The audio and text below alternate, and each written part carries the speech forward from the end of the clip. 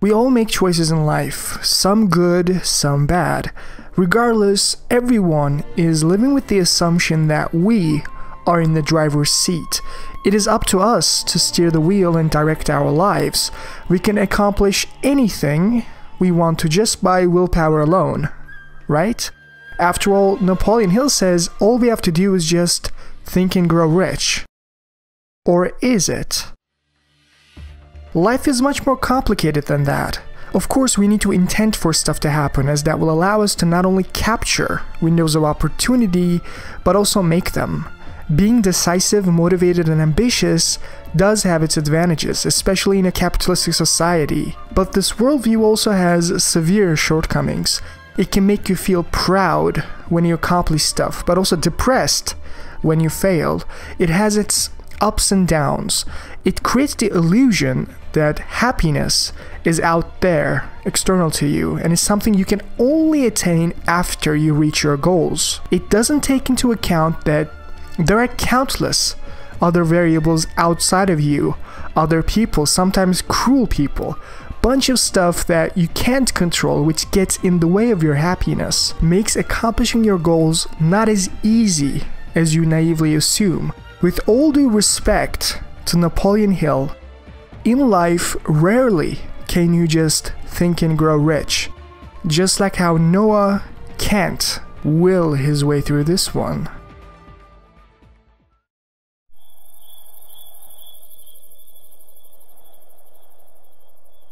So then, tomorrow.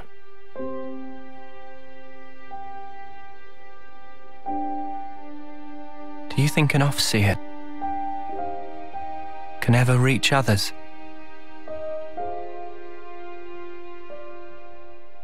You know, I thought our lives were like our music, always in our hands, under our control. I wasn't facing the truth. Even if I could reach people, I wouldn't be able to save them. I should have known that.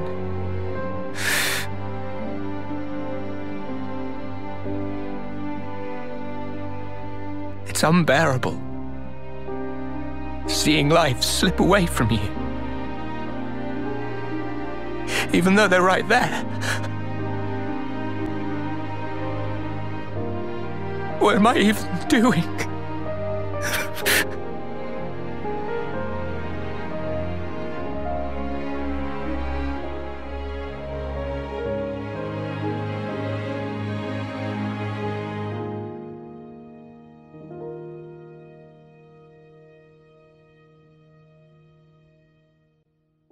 This right here was my quick sketch as I tried to capture the disillusionment that Noah is going through at this scene. Homecoming, as confirmed by Takahashi-san, is how souls are freed from the cycle of reincarnation, the suffering of rebirth Moebius inflicts on the people of Ionios, if you will.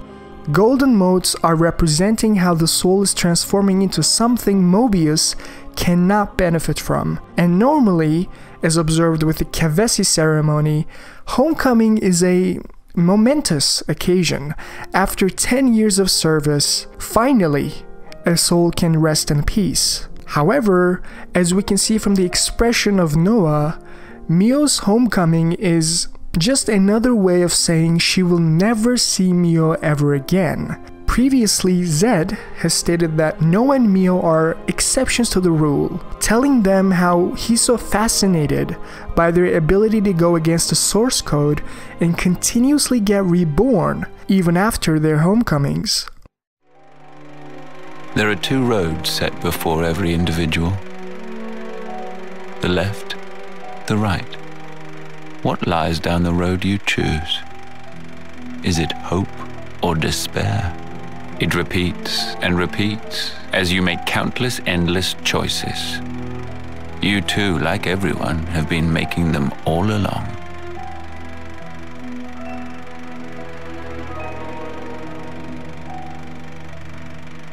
If the results satisfy, that is well and good. But if they do not satisfy, what then? Will you weep, battered by grief, or howl, seething with rage? Have you never prayed that time would simply stop? Have you wished the now would last forever? Your 2 lives, thriving and persisting far beyond homecoming, surpassing the system of the world. I was fascinated, even beguiled by you. My name is Zed, the ruler of this world. I shall grant your desire.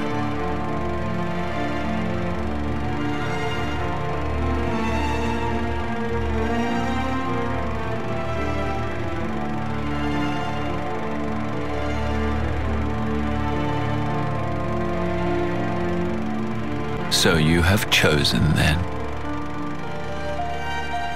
the endless now.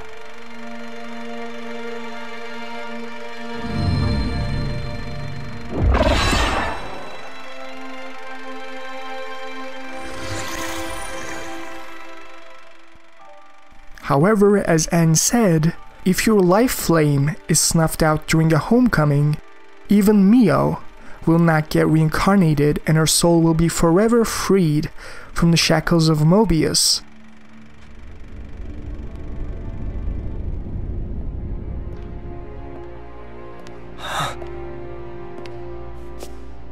Surprisingly well behaved. I half expected you to have blown a hole in the wall by this point. Or what?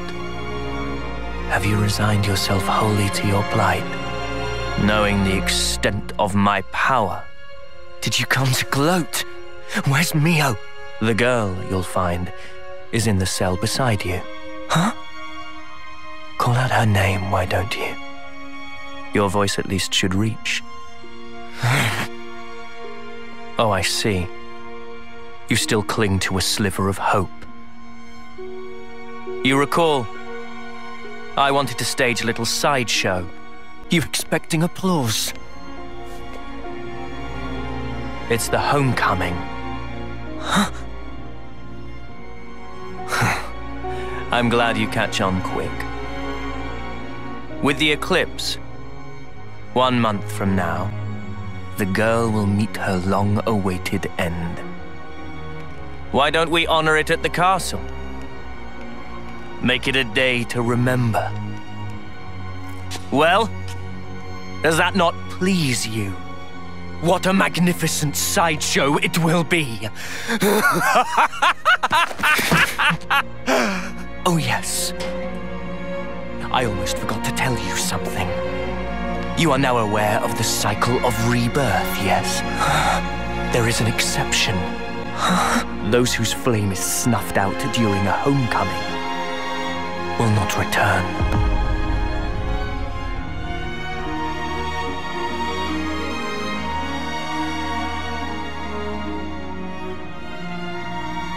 You monster!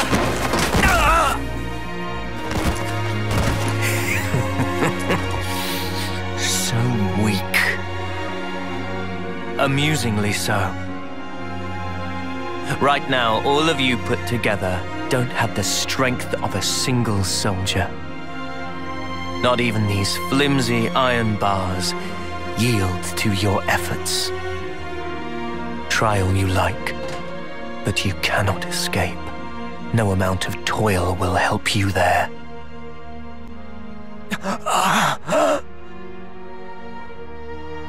You feel the anguish, crippling despair. That is the hubris of fools who cling blindly to their hopes, only to find them dashed on the rocks. Of dreamers crushed under the sheer weight of reality. Of abject failures.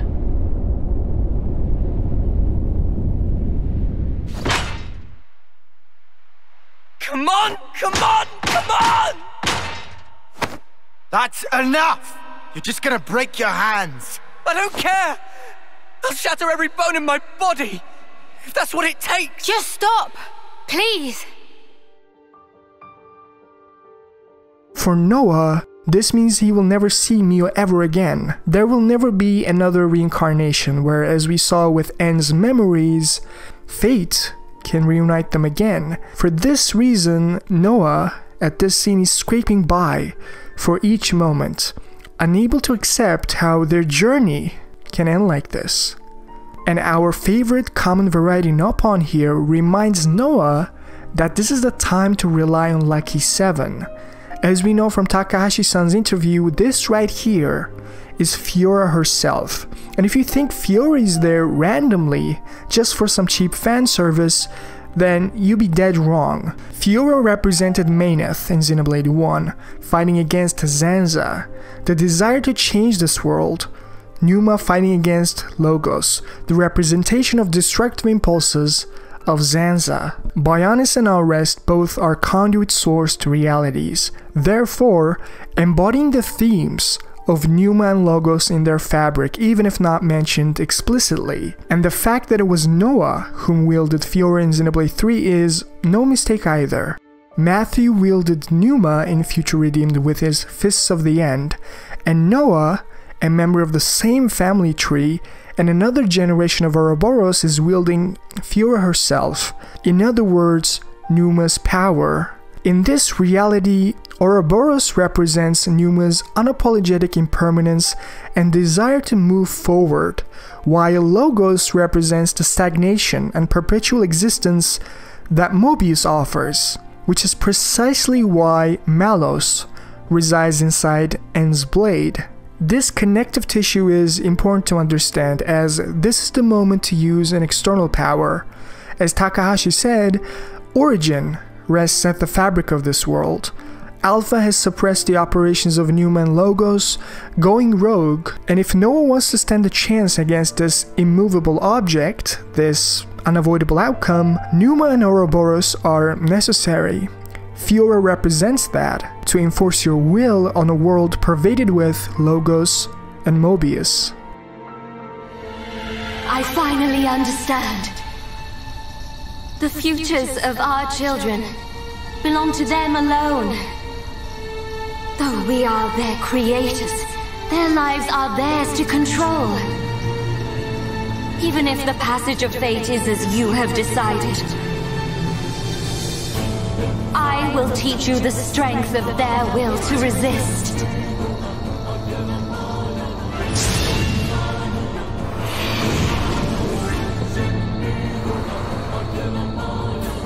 Zanza, if you choose to deny the existence of every living being but yourself, then I choose to fight. To fight for them.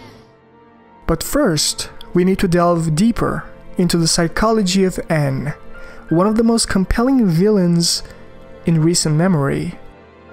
Pick it up. You're an Offseer, so send her. What's wrong? Go on, send her. Isn't that your role? Isn't she your Mio?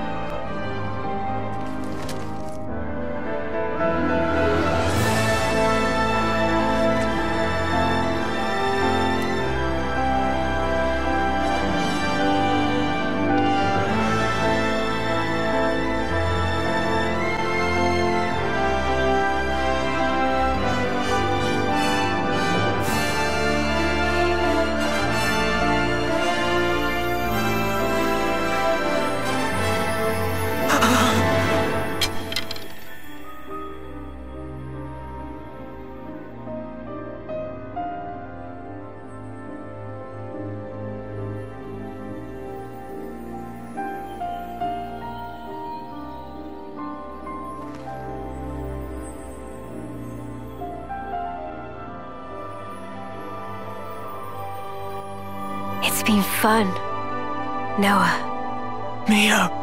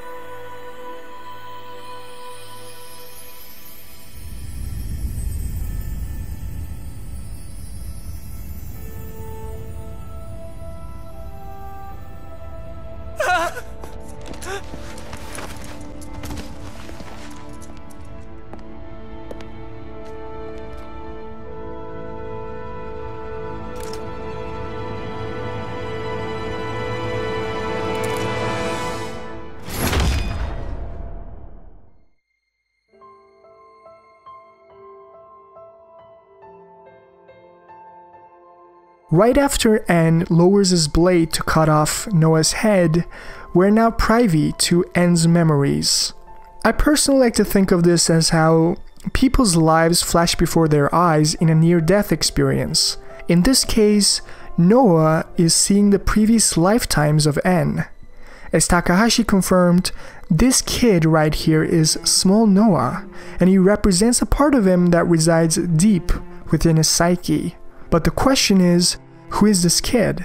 A popular psychologist, Sigmund Freud, puts forth the idea that each of us is composed of id, superego, and ego. This is intimately linked with Xenoblade and Xenogears. Id is your subconscious, primitive, emotional, and usually repressed destructive side. In the Trinity processor, this is represented with logos.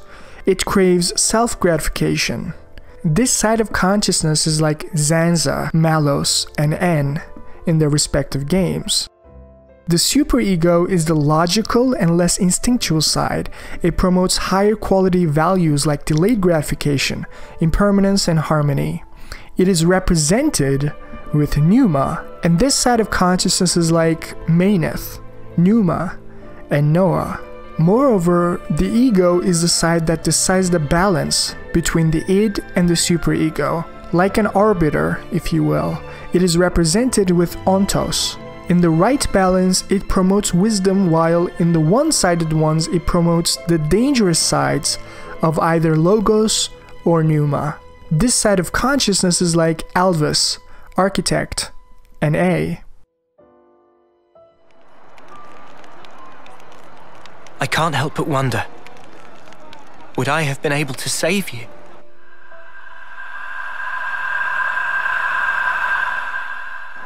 I wanted time to stand still, more than anything. I felt completely powerless. I wished time would stop. If the moment could have lasted forever, I wished for the unthinkable. Just like N. I proved to be just like him.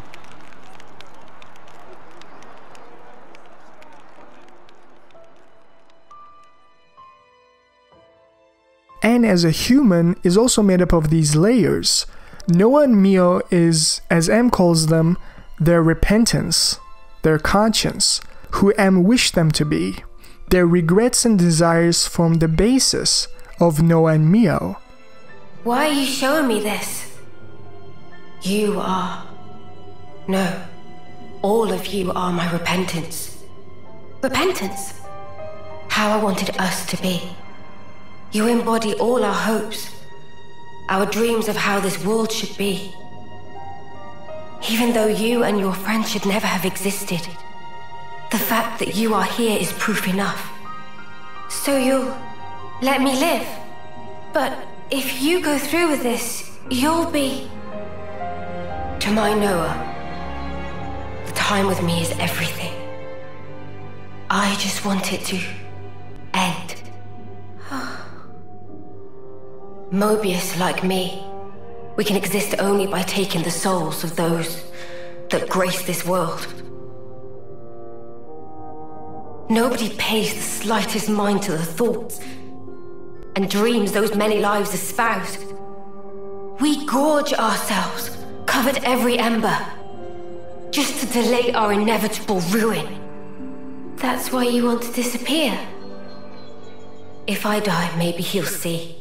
Maybe he could somehow realize what it is that I wish. That would be enough. In this context, Noah is a superego while N represents the id, while this little kid here is functionally the ego, the ontos. The seeds of id, that destructive side of one's consciousness, is usually planted after deeply traumatic experiences. Now imagine instead of having a traumatic life, you have multiple, unending, traumatic lives. Within the fabric of Ionios, there is no escape. With each life, you bang your head against the wall and usually suffer the loss of the one you love the most. That accumulation of trauma over many lifetimes had shaped N. and led him on the path that he had chosen. As Noah himself even acknowledged, he might have also chosen the same path if he had the same experiences. The suffering of life was cranked up to unbearable levels. Let's take a look at what N was forced to experience.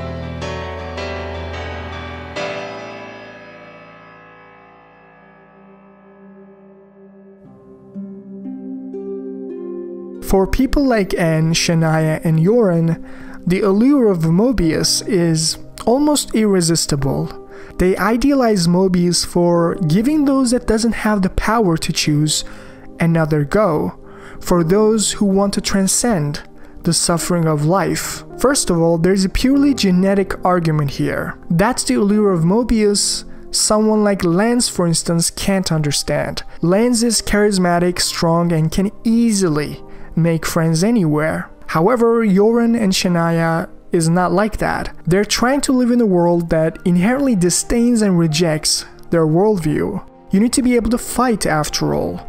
Artistic pursuits like drawing or sculpting is not gonna cut it. This world of Ionios is much harder to bear for people like Shania and Joran. Zed's system puts people in a narrow band, and those that lie outside of that band leads harder lives than those who don't. As Joran says, "But birds, how would they know how a lowly worm feels?" In Joran's flashbacks, he was carving up an image of himself as a wooden doll that looks just like Moebius. Just like Shania, he had a part of himself that envied the eternal now, having the chance to shape himself from the ground up, a chance that this world continuously robbed him of. Just like Shania says, "What's so natural about the life you want? A life you only get one shot at? At any point, someone could come along and tell you, okay, that's it, time to go." And who are you to say that life's worse? I know more than you. It's madness wanting a world like that. The best world for us is a world that at least gives us another go. We fail, we try again. We might even do better next time round! Shania, enough now. And the strongest argument is with N. He is genetically good-looking, charismatic, and easy to talk to. What is his deal? He's not like Joran or Shania. Why did he accept Zed's offer to become Moebius? Precisely because of the suffering inherent to life. How human beings desire stuff, how we get attached to people, and seeing them pass away is just so painful.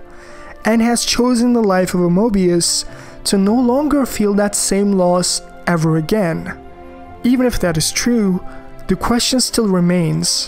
What is the point of the cruelty that N portrays towards Noah and Mio? Is it just a cheap drama, being evil for the sake of being evil? No, of course not. N, to justify his decision to become a Moebius, he needs to shut his conscience away completely, so that the selfish nature of Moebius wouldn't result in what is called cognitive dissonance, an idea in psychology that states when the actions that you take goes against the core values you have as a person, an insurmountable existential anguish is generated within the psyche. Moebius, ironically, while wanting their lives to be free from suffering, they aid the persistence of the same world that generates that suffering. That is precisely why N had to be so cruel to Noah, because otherwise he would be crushed under the weight of his actions. In other words, empathy would be his end. M, on the other hand, is direct opposite to N. She is someone who can't address or deal with the problem of cognitive dissonance. Becoming a Moebius was imposed on her, without her intentional will, unlike N. The suffering that M experiences entails such intensity that, as M literally did in the homecoming ceremony, depression followed suicide. Literally. Before we go further, let me prove how M had actual thoughts about committing suicide for a very long time.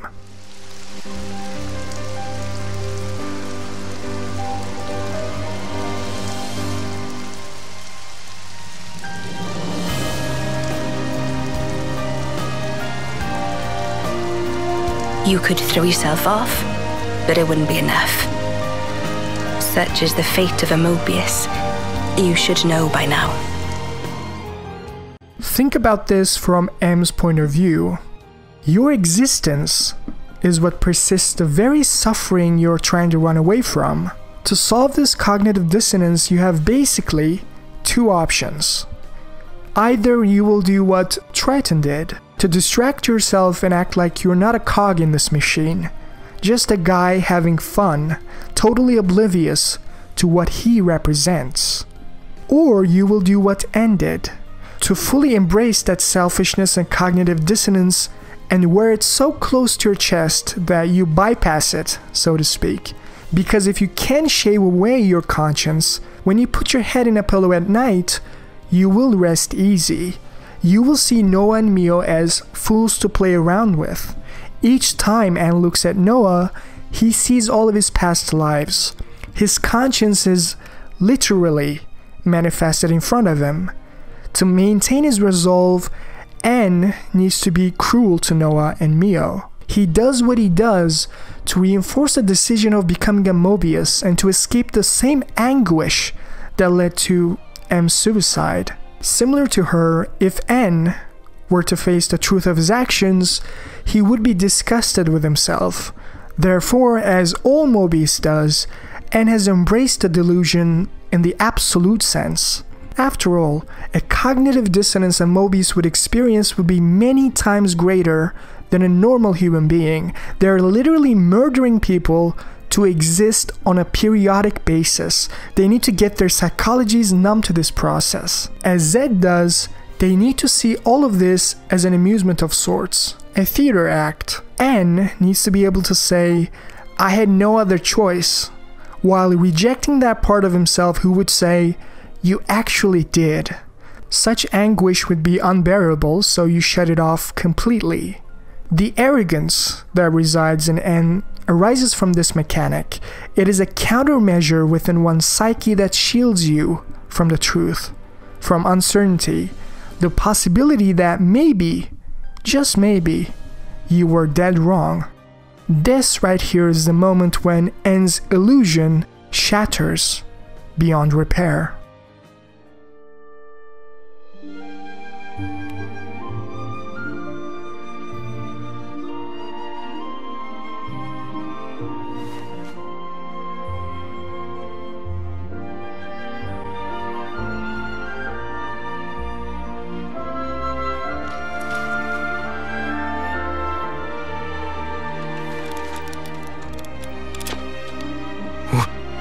What? Impossible. You're...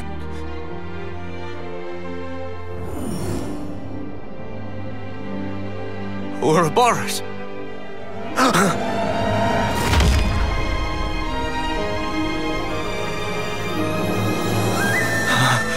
Does that mean... back then, the two of you... So... the one who died is...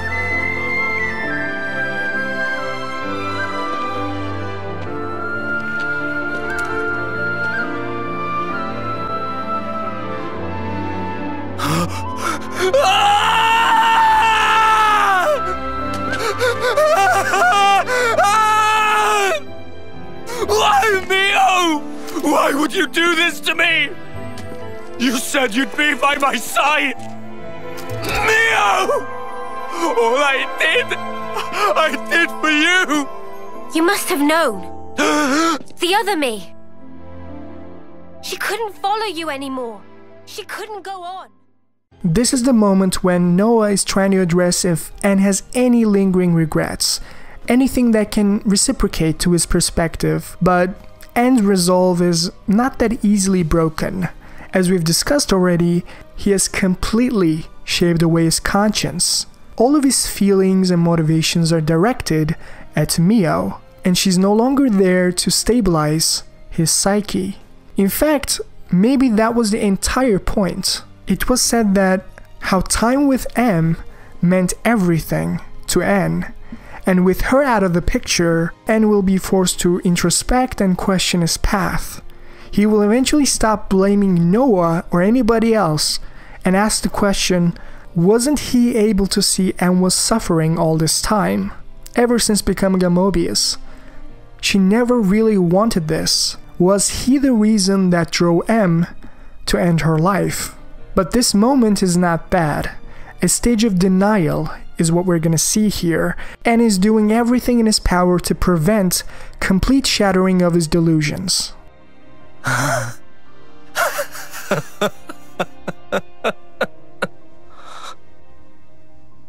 My feelings have never changed. They're the same as they've always been. They're for you, Mio. The time I had with you meant everything to me. But now, it's all gone. If she truly is gone, I'll have to redo it all. Watch me rewind our clocks back to the start. Noah, my long shadow, you have stolen her away from me.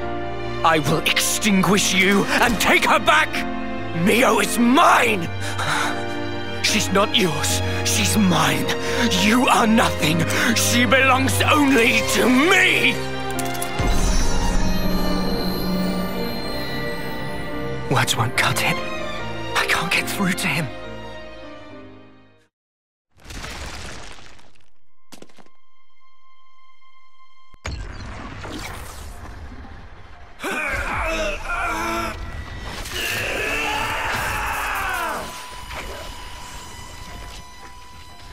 The Sword of Origin.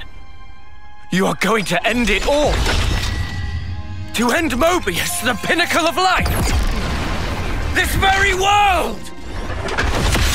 If the world holds our lives back, I will end it! It's as simple as that! It is impossible. I tried. We tried to walk that path and failed. You're full of shit! You never tried, you're just a coward! What to do? If you meant it, you'd have found a way, but you didn't even try to make the effort. Did you? So what do you know of the world and of life?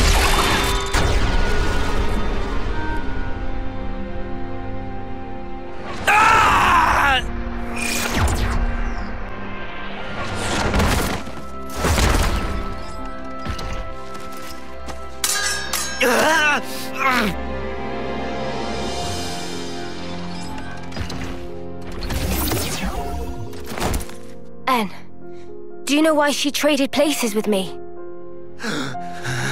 She felt imprisoned. And you put her there. Shuffling lives pointlessly back and forth for an eternity of control. You call it control?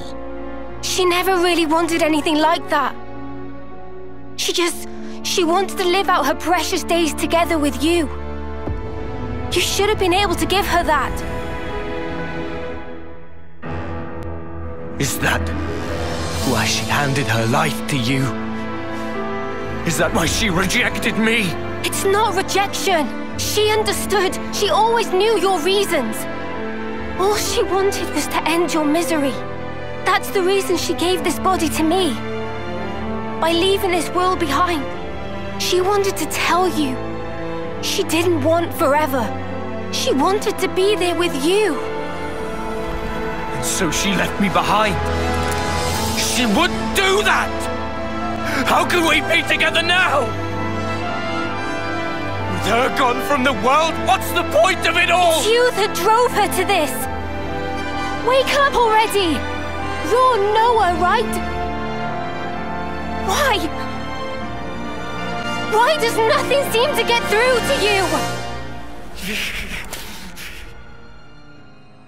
This is the moment where Anne reiterates how he walked the same path Noah did and failed, trying to justify his decision to become a Moebius, one last time trying to poke a hole into Noah's optimistic worldview.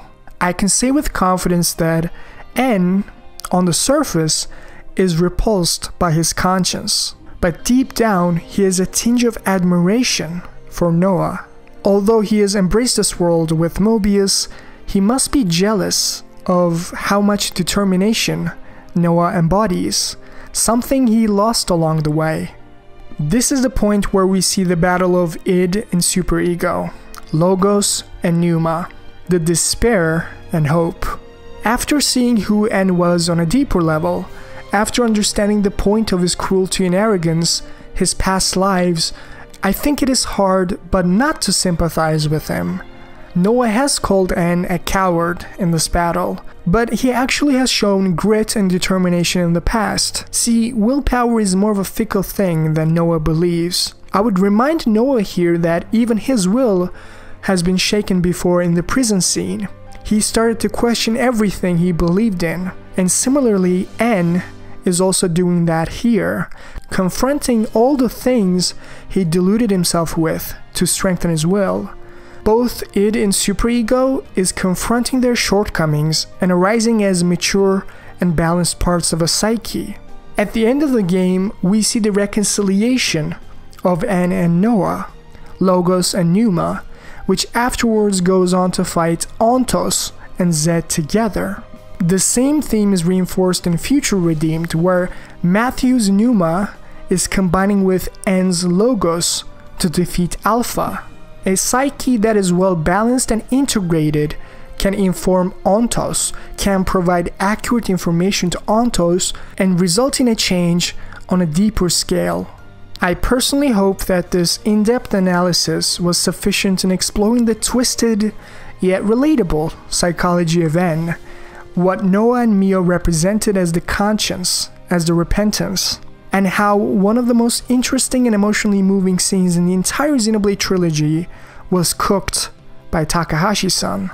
Chapter 5 analysis ends here, and if you want to see Chapter 6 from me, please give it a like and subscribe to support the channel. You can watch my ongoing Xenoblade analysis here, and as always, thanks for watching.